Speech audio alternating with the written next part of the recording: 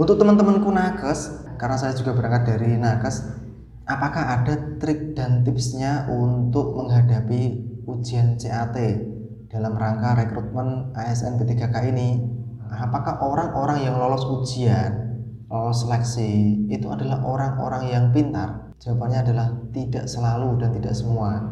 Assalamualaikum warahmatullahi wabarakatuh. Selamat sore dulurku, kawan-kawanku semua dimanapun kalian berada. Seperti biasa, semoga kalian selalu dalam keadaan sehat, diberikan kemudahan oleh Tuhan dalam setiap usaha kalian, dan diberikan kelancaran rezeki. Amin. Udah dapat rezeki ya? Beberapa hari yang lalu ada angin segar untuk THK2 untuk pegawai non ASN di lingkungan kementerian, lembaga ataupun daerah. Ada rekrutmen ASN P3K tahun 2022 ini. Untuk teman-temanku nakes, ya, karena saya juga berangkat dari nakes, apakah ada trik dan tipsnya untuk menghadapi ujian CAT dalam rangka rekrutmen ASN P3K ini? Ada bro, ada. Tapi sebelumnya saya ingin ucapkan dulu selamat kepada kalian semua ya, teman-temanku nakes yang sudah masuk dalam kriteria orang yang bisa mendaftar ya, dari Keputusan Menteri PAN-RB nomor 968 tahun 2022. Ini dia. Nah, sudah dapat suratnya semua ya, bisa didapatkan secara online. Ini zaman digital. Jadi menurut surat ini ada beberapa tenaga kesehatan yang bisa melamar sebagai pegawai pemerintah dengan perjanjian kerja dan jabatan fungsional tenaga kesehatan tahun anggaran 2022. Yang pertama adalah ex tenaga honorer kategori 2. Selamat untuk kalian ex tenaga honorer kategori 2. Salam hormat. Perjuangan kalian sudah sangat lama sekali. Ini merupakan guyuran angin segar untuk kalian semua. Semoga lancar.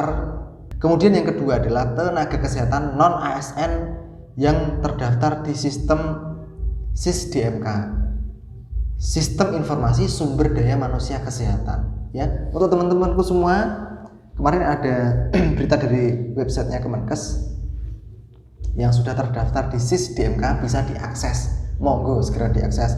Anda termasuk orang-orang yang beruntung di tahun 2022 ini. Ya, istilahnya nyicil ayam, sudah bisa daftar karena masuk SIS-DMK. Jadi tidak semua orang bisa masuk SIS-DMK dan tidak semua orang bisa mendaftar untuk rekrutmen tahun 2022 ini. Ya, sekali lagi selamat untuk kalian semua. Semoga kabul hajatnya.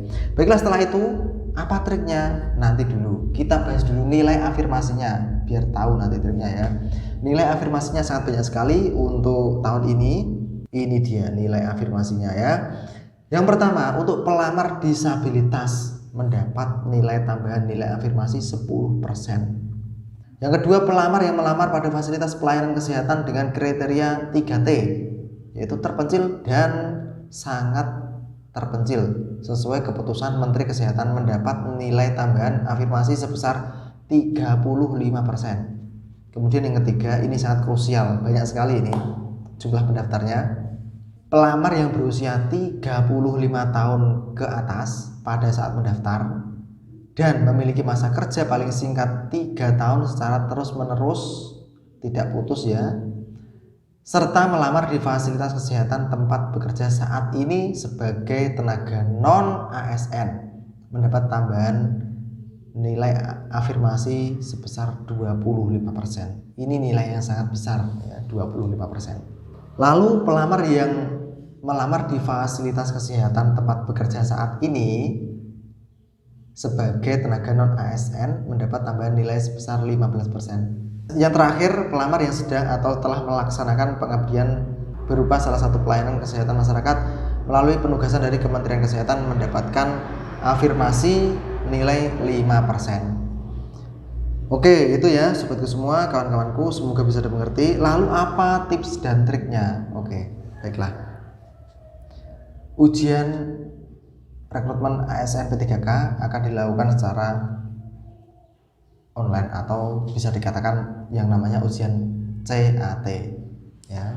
Yang dulu juga seperti itu CAT. Saya juga pakai CAT waktu 2021 di UNS Solo. Kemudian yang perlu diperhatikan, triknya adalah yang pertama, jangan berharap kepada total afirmasi. Jadi nilai afirmasi tadi ada yang 25%, ada yang 35%, ada yang 10%, ada yang 5%. Itu nggak usah dipikirkan. Itu bonus, anggap saja bonus, karena Anda sudah masuk dalam kriteria orang yang bisa mendaftar. Kemudian yang kedua adalah belajar. Itu sudah pasti, belajar. Yang pertama jangan pikirkan afirmasi, yang kedua belajar. Karena begini logikanya. Jadi menurut pengalaman, apakah orang-orang yang lolos ujian, lolos seleksi itu adalah orang-orang yang pintar? Jawabannya adalah tidak selalu dan tidak semua. Apakah orang yang lolos itu adalah orang yang beruntung? Jawabannya ya. Tetapi keberuntungan akan mendatangi orang-orang yang bersungguh-sungguh, akan mendatangi orang-orang yang berjuang. Itulah keberuntungan. Bukan Anda diam tidur menunggu hari ujian kemudian Anda beruntung. No, enggak itu. Semua itu butuh perjuangan, Mas, Mbak ya, perlu perjuangan. Jadi mumpung masih ada waktu, kumpulkan materi, kumpulkan buku, cari materi. Soal-soal kompetensi teknis itu tidak jauh dari pekerjaan kita sehari-hari, di klinik, di rumah sakit, di puskesmas, tidak jauh dari itu. Menurut pengalaman saya pribadi, belajar itu capek, iya pasti capek. Mana mungkin nggak capek? Bekerja capek, iya capek memang. Tapi semoga saja ada berkah di balik itu. Jadi trik dan tips dari saya hanya itu. Jangan pikir afirmasinya. Nanti kalau Anda memperbaiki kualitas Anda, ya, ketika Anda memperbaiki kualitas Anda belajar, sudah bersungguh-sungguh, wes malean tenanan. Paling nggak ada materi-materi teori yang sudah ada di kepala Anda. Harapannya, jangan lupa berdoa. Semoga keberuntungan dan nasib dari Tuhan berpihak kepada Anda. Dewi keberuntungan itu mondar-mandir. Dewi keberuntungan itu mondar-mandir, mencari orang-orang yang bersungguh-sungguh berusaha.